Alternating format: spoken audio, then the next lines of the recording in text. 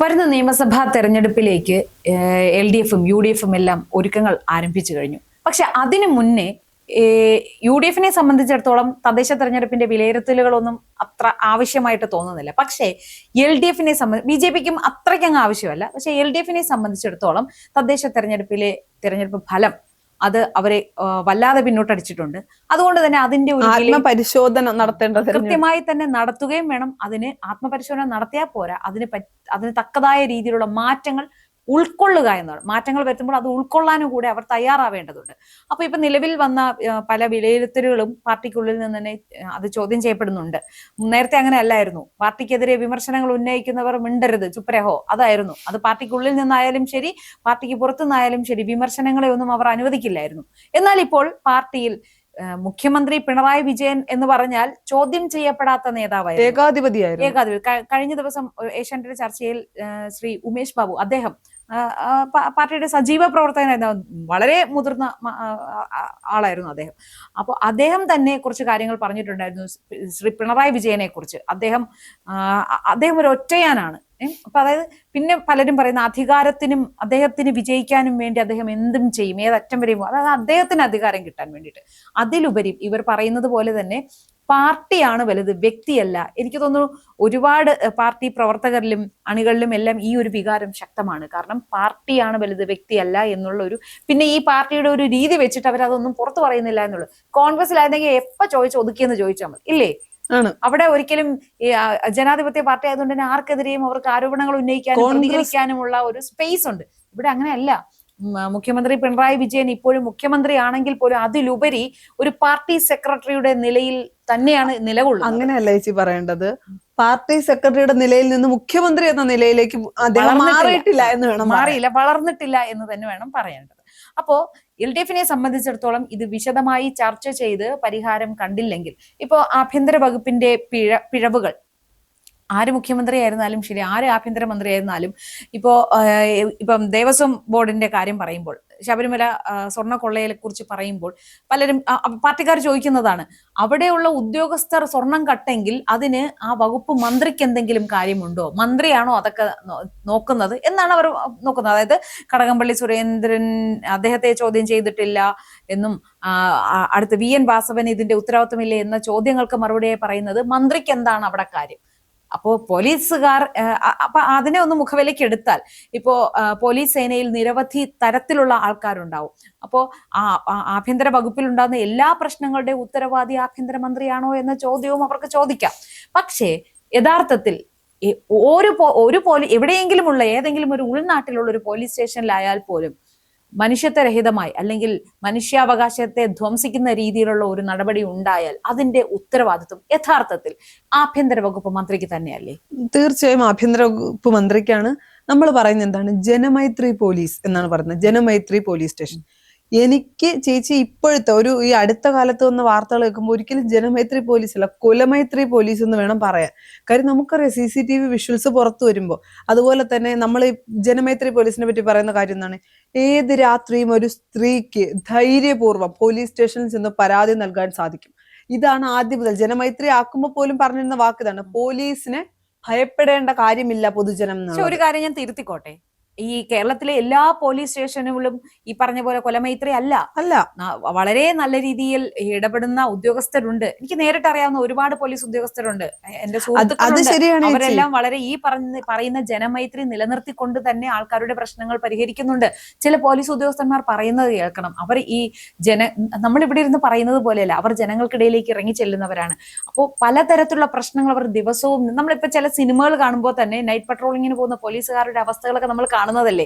ഇപ്പം അവരും മനുഷ്യരാണ്, അവർക്കും കുടുംബമുണ്ട്, ഇതെല്ലാം ഉള്ളതാണ്. പക്ഷേ ഇതിനെല്ലാം ഉപരിയായി പോലീസ് എന്ന കാക്കി യൂണിഫോം, ആ അധികാരം ദുരുപയോഗം ചെയ്തുകൊണ്ട് ജനങ്ങളെ ദ്രോഹിക്കുന്ന ആ പോലീസുകാരെ കുറിച്ചാണ് നമ്മൾ സംസാരിക്കുന്നത്. സ്പെസിഫൈ ചെയ്ത് പറഞ്ഞുകൊണ്ട് തന്നെ നമുക്കത് ആരംഭിക്കാം. ചേച്ചി, കാര്യം എന്ന് പറയുന്നത് കസ്റ്റഡിയിൽ എടുത്ത സ്ത്രീയെ ബലാത്സംഗം ചെയ്യുന്നു.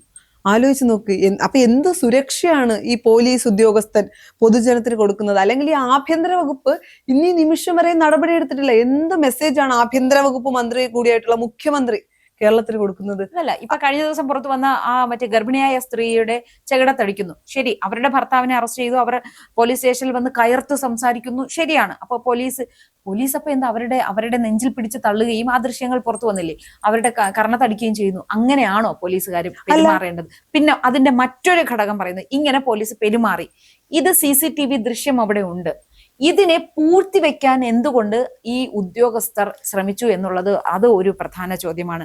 ഇപ്പോ പുഴിക്കുത്തുകൾ ഉണ്ടെങ്കിൽ അവർക്ക് തക്കതായ ശിക്ഷ കൊടുക്കണം, അവർ അതിന്റെ ഫലം അനുഭവിക്കണം എന്ന് ചിന്തിക്കാൻ എന്തുകൊണ്ടാണ് ഈ ഉദ്യോഗസ്ഥർ തയ്യാറാവാത്തത് എന്നൊരു പ്രധാന ചോദ്യമാണ്. അല്ല ചേച്ചി, അപ്പൊ മറ്റൊരു വശമുണ്ടല്ലോ, ഈ പറയുന്ന പോലെ ജയിലിൽ കിടക്കുന്ന ജയിൽ പുള്ളികൾക്ക് പോലീസ് ഉദ്യോഗസ്ഥർ പണം വാങ്ങി, കൈക്കൂലി വാങ്ങിയിട്ട് അവർക്ക് വേണ്ട സൗകര്യങ്ങൾ ചെയ്തു കൊടുക്കുന്നു. മദ്യം, മയക്കുമരുന്ന് തുടങ്ങി എത്തിച്ചു കൊടുക്കുക, ഫോൺ അവൈലബിൾ ആക്കുക. അത് എല്ലാവർക്കും ഒന്നും കൊടുക്കില്ല കേട്ടോ, അവർക്ക് ഇഷ്ടപ്പെട്ട വ്യക്തി താല്പര്യങ്ങൾ, അവർക്ക് ഇഷ്ടപ്പെട്ടതെന്നല്ല, അതിന് പൊളിറ്റിക്കൽ പ്രഷർ വേണം, അവർക്ക് നല്ല പിടിപാടുള്ളവർക്ക് മാത്രമേ ഇത്തരം സേവനങ്ങൾ ലഭ്യമാക്കുകയുള്ളൂ. വിജിലൻസ് റിപ്പോർട്ട് തന്നെ ഉണ്ട്, അങ്ങനെയുള്ള ഉദ്യോഗസ്ഥനെ സസ്പെൻഡ് ചെയ്യണമെന്ന്.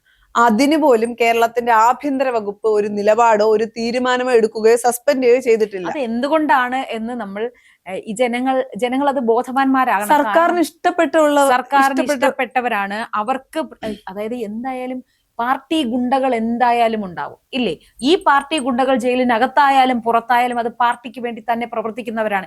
ഈ പാർട്ടി ഗുണ്ടകൾക്ക് വേണ്ട സൗകര്യങ്ങൾ ചെയ്തു കൊടുക്കണമെങ്കിൽ സഖാക്കന്മാരായ പോലീസുകാരെ അവർക്ക് സംരക്ഷിച്ചേ മതിയാവൂ.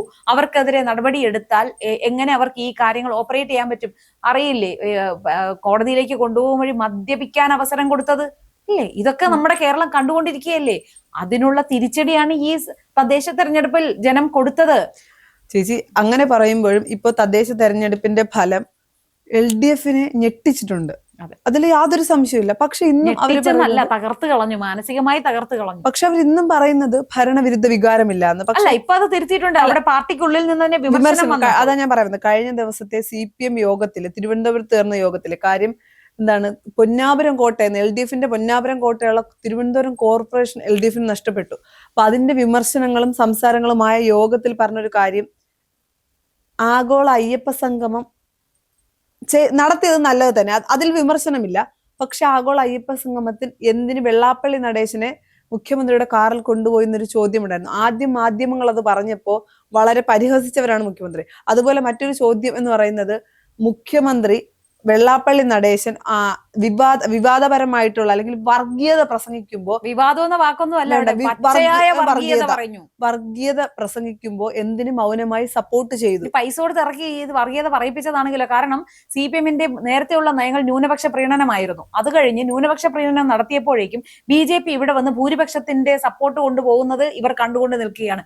അപ്പോൾ ഇനി ന്യൂനപക്ഷത്തെ മാത്രം പ്രീതിപ്പെടുത്തിക്കൊണ്ട് നിലനിൽക്കാനാവില്ല എന്നവർക്ക് നേരത്തെ വിചാരിച്ചിരുന്നത് ഈ ഭൂരിപക്ഷം, കാരണം ഈ ഭൂരിപക്ഷം ഇവരാണല്ലോ നിരീശ്വരവാദത്തെയും ഈ സോഷ്യലിസം, സമത്വം, ഇങ്ങനെ ഈ ജനാധിപത്യപരമായ ഈ ഒരു ആവേശമുള്ളവർ. അപ്പൊ അതുകൊണ്ട് അവരെ എന്തായാലും അവർ കൂടെ നിൽക്കും. അപ്പൊ ന്യൂനപക്ഷത്തെ കൂടെ നിർത്തുക എന്ന് പറയുന്നിടത്താണ് BJP ഈ ഭൂരിപക്ഷത്തെ ഈ വളരെ പുഷ്പം പോലെ കയ്യിലെടുക്കുന്നത് കണ്ടത്. അപ്പോൾ മനസ്സിലായി ഇനി ന്യൂനപക്ഷ പ്രീണനത്തിലൂടെ കാര്യം നടക്കില്ല, ഭൂരിപക്ഷത്തെ കൂടെ നിർത്തിയേ പറ്റുള്ളൂ, അല്ലെങ്കിൽ BJP ഇവരെല്ലാം കൊണ്ടുപോകുമെന്നുള്ള ബോധ്യത്തിൽ നിന്നാണ് അയ്യപ്പ സംഗമവും ക്ഷേത്ര സംരക്ഷണ സമിതികളിൽ DYFIക്കാരെ പങ്കെടുപ്പിക്കണമെന്ന് നുഴഞ്ഞു കയറണമെന്നുള്ള ആഹ്വാനം കൊടുക്കും. ആ ആഹ്വാനം മുതൽ ഇങ്ങി ഏറ്റവും ഒടുവിൽ അയ്യപ്പ ഭക്ത സംഗമം വരെ CPM നടത്തിയത്. പിന്നെ CPM പറയുന്നുണ്ട് സ്വർണ്ണക്കൊള്ള, ശബരിമല സ്വർണ്ണക്കൊള്ള തിരിച്ചടിയായി എന്ന് കഴിഞ്ഞ ദിവസത്തെ യോഗത്തിൽ പറയുന്നുണ്ട്. പിന്നെ അതുപോലെ ചോദിച്ചൊരു ചോദ്യം, ആഗോള അയ്യപ്പ സംഗമത്തിൽ യോഗി ആദിത്യനാഥിന്റെ ഒരു കത്ത് വന്നിരുന്നു, അത് അത്ര കൊട്ടിഘോഷിച്ച് എന്ത് സന്ദേശമാണ് അത് വായിച്ചതിലൂടെ കൊടുത്തതെന്നൊരു ചോദ്യമുണ്ട്. അത് പക്ഷെ വളരെ പ്രസക്തമായ ഒരു ചോദ്യമാണ് ഇന്നത്തെ യോഗത്തിൽ ചോദിച്ചിരിക്കുന്നത്. ഇതുപോലെ പിന്നെ മേയറായിരുന്ന ആര്യ രാജേന്ദ്രനെതിരെ വലിയ ചോദ്യങ്ങൾ, പൊട്ടിത്തെറിയൊക്കെ ഉണ്ടായിട്ടുണ്ട്. അപ്പൊ ഇതെല്ലാം ഓരോ യോഗങ്ങളിലും, ഓരോ ജില്ലയിൽ ചേരുന്ന യോഗങ്ങളിലും പറയുന്നത് എന്താണ്? ഭരണവിരുദ്ധ വികാരമുണ്ട്, സ്വർണ്ണക്കൊള്ള വോട്ടിനെ സ്വാധീനിച്ചു അല്ലെങ്കിൽ വോട്ടർമാരെ സ്വാധീനിച്ചു എന്ന് പറയുമ്പോൾ പിറ്റെന്നും MV ഗോവിന്ദം എന്ന് പറയുന്നത് എന്താണ്? ഭരണവിരുദ്ധ വികാരമില്ല. ഇപ്പൊ യോഗി ആദിത്യനാഥിന്റെ കത്ത് വായിച്ചു എന്ന് പറയുന്നത്, ഈ താഴെത്തട്ടിൽ CPMന്റെ അണികൾ എല്ലാം BJPയുമായി ഒരു കോംപ്രമൈസും ഇല്ല, BJP എന്ന് പറഞ്ഞാൽ ഞങ്ങളുടെ ആജീവനാന്ത ശത്രുക്കളാണ് എന്ന രീതിയിൽ അവതരിപ്പിക്കുമ്പോഴും മേൽത്തട്ടിൽ BJPയും CPM-ഉം തമ്മിലുള്ള അന്തർധാര സജീവമാണ്. അത് ചില്ലറ അന്തർധാരയല്ല, അത് ഉന്നത തലങ്ങളിൽ നിന്നുള്ളത് പരസ്പരം അണ്ടർസ്റ്റാൻഡിങ്ങിലുള്ള ഒരു അന്തർധാരയാണ് എന്നുള്ളതാണ്. പക്ഷെ അപ്പോഴും ഈ ഭൂരിപക്ഷം ഈ BJPയുടെ പുറകെ പോകുന്നുണ്ട്. അപ്പോൾ ഇല്ല, ഞങ്ങൾ നിങ്ങൾക്ക് വേണ്ടി ഇതെല്ലാം ഞങ്ങൾ ചെയ്യുന്നുണ്ട് എന്ന് ഒന്ന് ബോധ്യപ്പെടുത്തി കൃത്യമായി അതൊരു ഇലക്ഷൻ സ്റ്റണ്ട് മാത്രമാണ് എന്നുള്ള കാര്യം ഭൂരിപക്ഷത്തിനും ന്യൂനപക്ഷത്തിനും എല്ലാം ബോധ്യപ്പെട്ടു. വെള്ളാപ്പള്ളി നടേശനെ കക്ഷത്തിലേക്ക് നടന്നതിലൂടെ വ്യക്തമാക്കിയത് എന്താണ്? വെള്ളാപ്പള്ളി നടേശൻ എന്ന് പറയുന്ന ഒരു സമുദായ നേതാവ്, അദ്ദേഹത്തിന്റെ വായിൽ നിന്ന് വരുന്ന വാക്കുകൾ എത്രത്തോളം വർഗീയ വിഷം വമിക്കുന്നതാണ് എന്ന് ഈ നാട്ടിലെ ജനങ്ങൾ കേട്ടറിഞ്ഞതാണ്. ഇപ്പോ അദ്ദേഹത്തിന്റെ സമുദായത്തിലുള്ള ജനങ്ങൾ ആൾക്കാരായാൽ പോലും അദ്ദേഹത്തിന്റെ കൂടെ ഇത്തരം വർഗീയ വിഷം വമിക്കുമ്പോൾ കൂടെ നിൽക്കില്ല. ഇത് മനസ്സിലാക്കാനുള്ള സാമാന്യ ബോധം പോലും നമ്മുടെ മുഖ്യമന്ത്രിക്ക് ഇല്ലാതെ പോയോ എന്നുള്ളത്. അതില്ലാതെ പോയത് കൊണ്ടാണ് തദ്ദേശ തെരഞ്ഞെടുപ്പിൽ ഇങ്ങനെ ഒരു പരാജയം നേരിടേണ്ടി വന്നത്.